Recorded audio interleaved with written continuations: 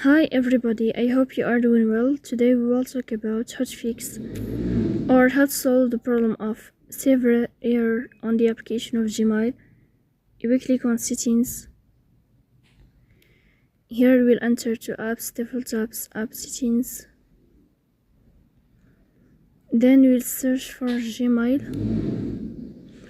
Then we click on first stop and you will click OK.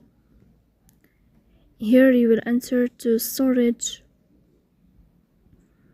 Then we click on clear cache.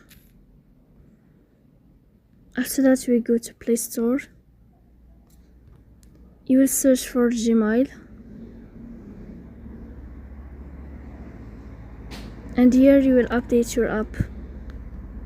So please don't forget to support us by like and subscribe.